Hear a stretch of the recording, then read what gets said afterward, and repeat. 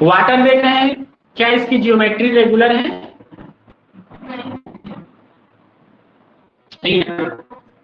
Regular geometry नहीं, regular geometry नहीं है तो हम क्या करेंगे? बॉन्ड वेक्टर है, ये कहां से आया है? मैट्रिक्स जो हल किए थे, तो वहां से आया है। E is equal to 3, C2 is equal to -1, C3 is equal to 0, C4 1 और सिग्मा का 1, S2 is equal to I is equal to -3 और ये सब चीज कहां से आया है? उसमें जो मैट्रिक्स रिप्रेजेंटेशन जो पढ़े वहां से आया। अब लिखते क्या है? H2O का क्या होता है पॉइंट ग्रुप? C2B और उसके क्लास कौन कौन से होंगे? तो उसमें कौन कौन से क्लास आते हैं? E, C2J, sigma XJ, sigma YJ। Clear है? आगे देखो तो C2B को हम जैसे हम लोग मल्टीप्लिकेशन टेबल बनाते तो वैसे बना दिए हैं। उसमें क्या करना है? तो इस साइड जो है इसी को हम लोग रिपीट कर देते हैं, उसको रिपीट नहीं करना। वहां पे क्या होगा तो जो बेसिस सेट है उनको हम करेंगे। ठीक है, तो बेसिस सेट यहाँ पे लिख दिए। आर क्या होता है? तो R reducible representation. X y z ये क्या होता है? तो 3 कोऑर्डिनेट एक्सिस होता है, तो उसको यहाँ पे लिख दिए। ई का वैल्यू 3 आया, कहां से आया? मैट्रिक्स रिप्रेजेंटेशन हम किए थे, तो ई का वैल्यू कितना था? 3, तो 3। C2J का वैल्यू -1, C2 J हो x हो y हो 1 ही होता है, -1 है, -1। सिग्मा XZ, तो सिग्मा का कोई सा हो एक ही आता है, तो वही चीज है 1। क्लियर है? फर्स्ट कोऑर्डिनेट लाना समझ में। अब इसके बाद R नंबर ऑफ अनशिफ्टेड एटम। देखो तो ठीक है, तो यहाँ पे R नंबर ऑफ अनशिफ्टेड एटम। ठीक है, चलो अब मेरे को जो कौन सा हाँ मॉडल आएगा, ये देखो तो ये वाटर है, बोलिए H1 रेड है, H2 ब्लैक है। ठीक है, इसको क्या करना है मेरे? तो देखो तो E करना है मतलब 360 डिग्री रोटेशन। देखो तो इसको रोटेट किया, ऐसा ही आएगा। अब यहाँ पे मैं पूछ रहा हूँ कि कितने एटम अनशिफ्टेड है? अच्छे से देखो, 3 ना, क्यों? घूम करके जो अपने ही जगह पे था वहीं पे आगे खड़े हो गए। ये देखो अभी की स्थिति देखना है, शुरू की स्थिति देखना है, क्या होगा? H1 की ही जगह पे, H2 की ही जगह पे, ऑक्सीजन। तो क्या पूछना है मैं? अनशिफ्टेड एटम कितने? 3। समझ में आया सभी को?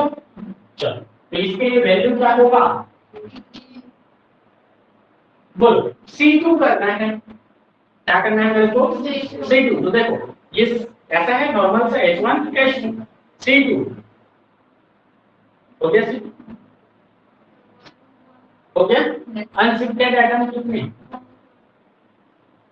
अनशिफ्टेड एटम कितने? 1 ना, कौन सा? हाइड्रोजन क्या हुआ? H1 इधर था वो उधर चला गया और उधर था वो इधर आ गया, सिर्फ ऑक्सीजन ही अपने जगह पे बना हुआ। क्लियर है? तो कितना आएगा इसके लिए? हो गया। चलो अगला देखो तो XZ ये है, यहां से काटूंगा क्या होगा? बोलो, पेशेंट होगा, लेकिन हमको पेशेंट देखना नहीं, क्या देखना है? एटम कौन अनशिफ्टेड है? कितने एटम अनशिफ्टेड?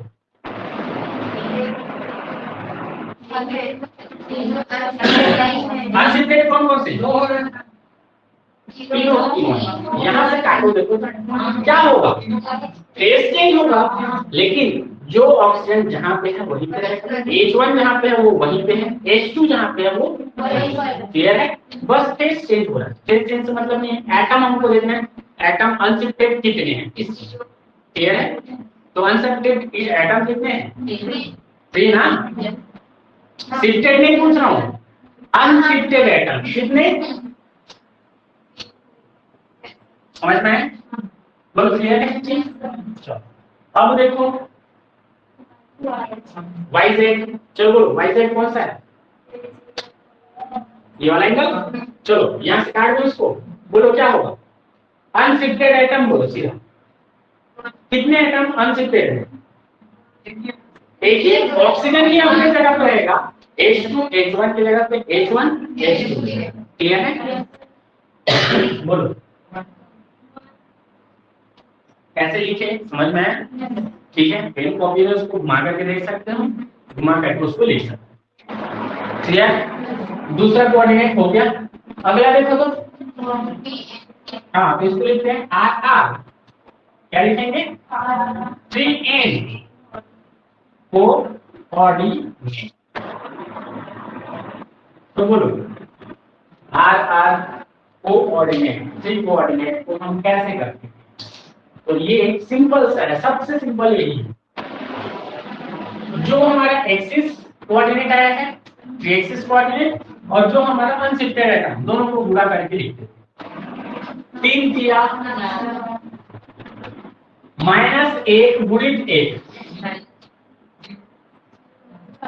जो जोड़ना नहीं है, इंटू करना है, गुणा करना है, 3 एकदम, 1 एकदम, आगे कितना सिंपल है, लेकिन याद रहा तो 3N कोऑर्डिनेट को गुणा करके लिखना है ऊपर दोनों का, लेकिन एक चीज ध्यान रखो, ऊपर वाले को गलत कर डाले तो ये पूरा पूरा गलत होगा, इसको गलत कर डाले तो भी गलत, क्लियर है, तो इस बेसिस को ध्यान रखें, क्लियर है। अब वाटर मॉलिक्यूल रेगुलर ज्योमेट्री है कि नहीं, H2O क्या होता है, इररेगुलर ज्योमेट्री,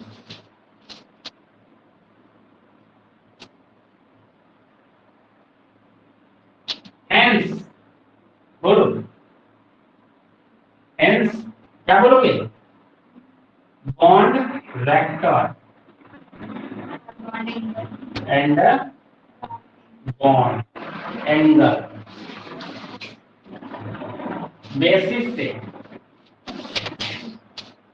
का कैलकुलेशन नहीं, का कैलकुलेट या को कैलकुलेट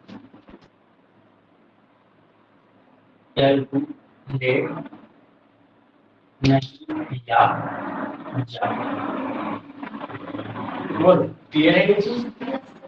हाँ, अगर यह बॉन्ड एंगल क्या बोलते हैं रेगुलर ज्योमेट्री होता तो उसको कैलकुलेट कर, ठीक है, तो दूसरा मॉलिक्यूल ले लेते हैं जिसमें कैलकुलेट होता है वो, ठीक है, इधर बताने हैं। चलो दूसरा एग्जांपल ले लेते हैं हम लोग इसके लिए, तो रेगुलर ज्योमेट्री वाला, तो सबसे सिंपल रेगुलर ज्योमेट्री किसकी होती है, हाँ उससे भी और सिंपल होता है BFP का, क्या होता है ट्राइगोनल प्लेनर, है ना, इस पर कौन सा पॉइंट ग्रुप होता है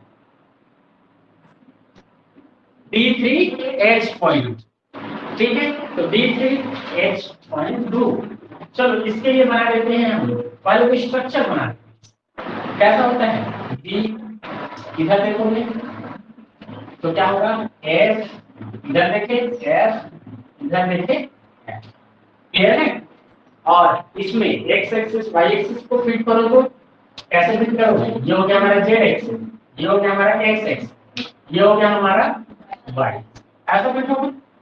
अब इसके आधार पे हम लोग कोऑर्डिनेट बना देते हैं S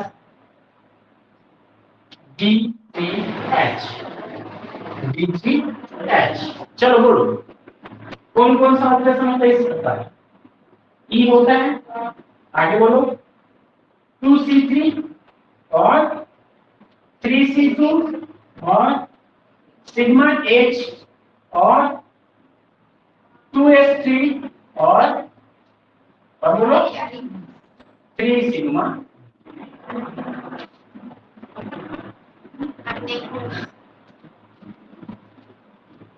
काम तो मैं अपोजिट लिख दिया। देखो तो अपोजिट कैसे लिखा? हाँ, एक जो लास्ट में लिखते उसको जो है पहले लिखते, इसको सबसे लास्ट में लिखते लेकिन उसको पहले लिखते। क्लियर है? बाकी कुछ अंतर नहीं। हो गया? इसके बेसिस पर क्या देखना है? आर आर एक्स वाई क्या निकालना है? R R x y z. चलो कितने लोग निकाल करो तब ई के लिए कहाँ लिखो? चलो मैट्रिक्स सॉल्व किए थे। चलो क्या है? C3 C3 देखो तो ये 0 ठीक है, लेकिन इसके साथ में क्या? 0 इंटू 2 0 ही हो गया। C2 बोलो -1 क्या करोगे? 3 इंटू -1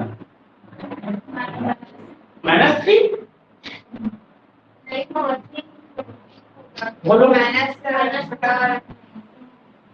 -3 होगा ना? 3 का उड़ा करोगे जिसके साथ भी वो 3 ही होगा ना? हाँ चलो, लेकिन पूरा नहीं करेंगे ध्यान रखो। ठीक है, इसको छोड़ देंगे। क्या होगा? C3 की वैल्यू जो है इसके साथ भी इसका पूरा नहीं होगा, सेकेंड वाले से पूरा करेंगे। पहले वाले में जैसा का तैसा। चलो बोलो क्या है?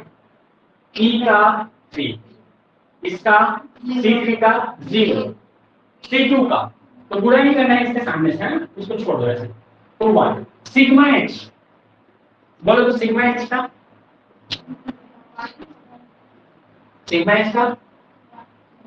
सिग्मा मतलब 1 तो सिग्मा का 1। चलो आगे देखो तो S3 का और सिग्मा है सीधा सीधा लिखते हैं। ठीक है, चलो सीधा सीधा लिख दिए। अब आगे किसका लेना है? आर आर अनशिफ्टेड फैक्ट, यही है। चल अब इसके लिए दो टमाटर, इसके लिए मैं इसको देखूंगा।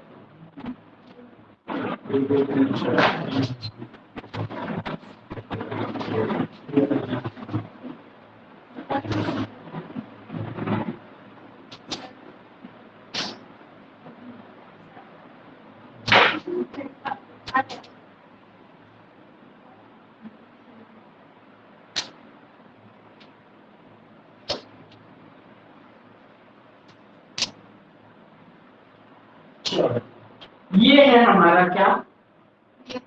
ठीक है, चलो अब इस पर क्या करना है मेरे को? तो रेड वाला 1 है, ब्लैक वाला 2 है, येलो वाला 3 है। ई करना है। क्या करना है? ई करना है। ई करना है तो क्या करूंगा बोलो? 360 डिग्री रोटेशन बोलो। सब के सब एटम अपने ही जगह। बोलो इसका वैल्यू क्या लिखूंगा? अनशिफ्टेड एटम कितने? बीच है ना, बीच में क्लियर है? तो कितने एटम अनशिफ्टेड है? तो यहाँ पे लिख दो कितना? चलो अगला देखो तो C3 करना है। C3 ठीक है, देखो C3 करूंगा तो क्या होगा? ये 1 है, ये 2 है, ये 3। 1 2 की जगह पे जाएगा 2, 3 की जगह पे जाएगा अब 3 1। बोलो कितने अनशिफ्टेड एटम? 1। कौन सा? जिसको मैं पकड़ करके रखा बी जो है वो अनशिफ्टेड है, बाकी सब शिफ्ट हो गए। क्लियर है? चलो बोलो कितना है इसके लिए वैल्यू? C2 करो। C2 के लिए बोलो ये था।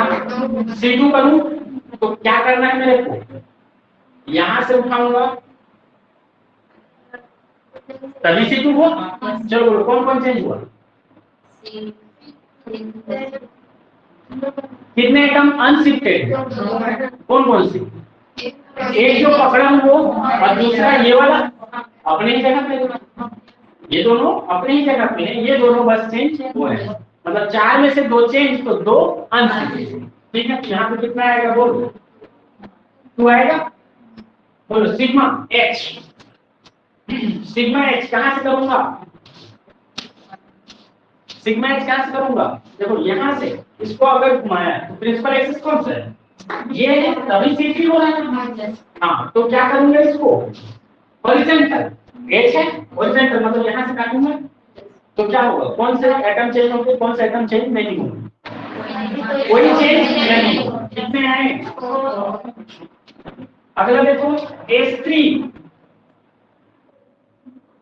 S3 तो क्या करते हैं? पहले घुमाते हैं फिर उसके परपेंडिकुलर काटते हैं और लिखते हैं। यही है ना? चलो देखो तो ये है, इसको पहले घुमा दिया। कहां से घुमा दिया? तो ये घुमा दिया, काट दिया, काट दिया। बोलो क्या होगा?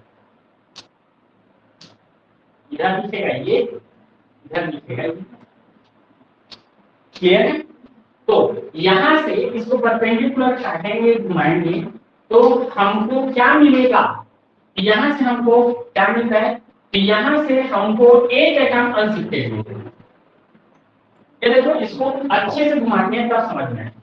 देखो B F F F F1 F2 F। इसको घुमा दूं कितना? 120 डिग्री, 120 डिग्री घुमाया है। देखो क्या होगा? F1 F2 F3 हो गया। अब इसको यहाँ से मिरर इमेज कर दूं, क्या आएगा? F3 वहीं पे रहेगा, B यहाँ पे, F2 इधर, F1 हो गया। बोलो इसमें और इसमें क्या क्या अंतर है? कौन कौन सा चेंज हुआ इसमें और F1 F2 F3 चेंज हो गया। कौन बचा हुआ है? B बीच में है तो एक एकदम अनशिफ्टेड। क्लियर है? चलो अगला देखो तो 3 सिग्मा B।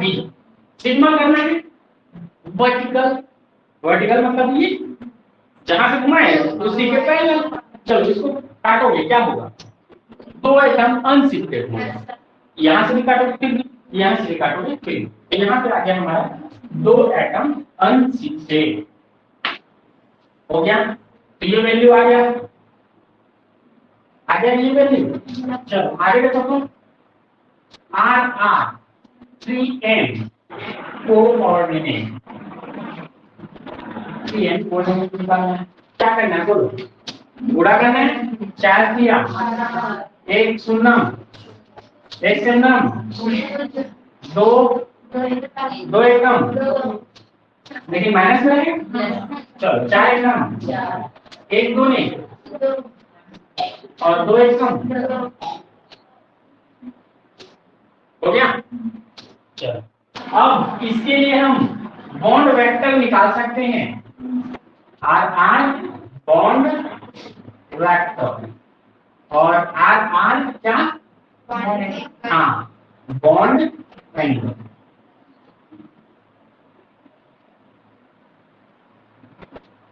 चलो ये ठीक है। अब इसके लिए निकालो तो बॉन्ड वेक्टर। बॉन्ड वेक्टर में क्या होगा? तो चेंज को ही देखते हैं हम। चेंज को देखो तो यहां से ये और ये इसका कहलाता है बॉन्ड वेक्टर। ठीक है? चलो बॉन्ड वेक्टर में चेंज क्या क्या कहां पे चेंज ई करेंगे तो बोलो बॉन्ड वेक्टर में चेंज होगा। ई करेंगे तो ई मतलब आइडेंटिटी 360। देखो रेड ऊपर था, बॉन्ड वेक्टर इसमें दिखाना है तो यहाँ पे बॉन्ड वेक्टर में चेंज दिखेगा। कैसे दिखेगा? ये था घुमाओगे 360 डिग्री तो देखो बॉन्ड वेक्टर घूम रहा है कि नहीं? इसका बॉन्ड वेक्टर ऐसा होगा, इसका बॉन्ड वेक्टर इधर है, इसका बॉन्ड वेक्टर इधर, तीनों के तीनों क्या होंगे, एक जगह से घूमना स्टार्ट किए, यहां से घूमना स्टार्ट किए और क्या हो गया, फिर से अपनी ही जगह पे वापस आए।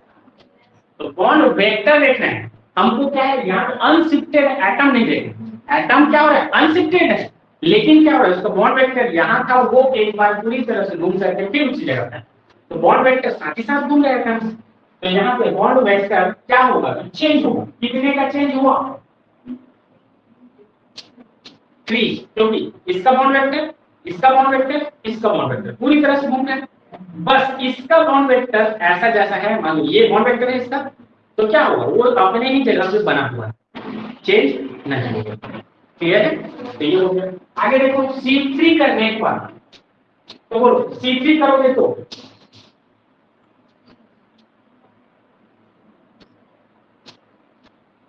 यही है C3,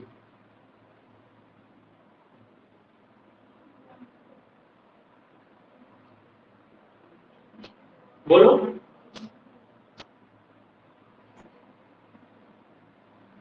बोलो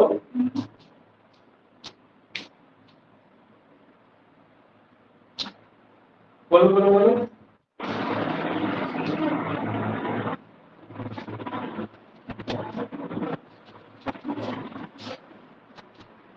चलो इधर कर देते हैं, ठीक है, समझाना पड़ेगा ना, और समझाने में अभी सारे को तो बजेगा, क्योंकि अभी बोलोगे सर ये ऐसा क्यों हुआ, ठीक है, इसलिए उसको जो है कल बताएंगे इससे आगे को, है ना।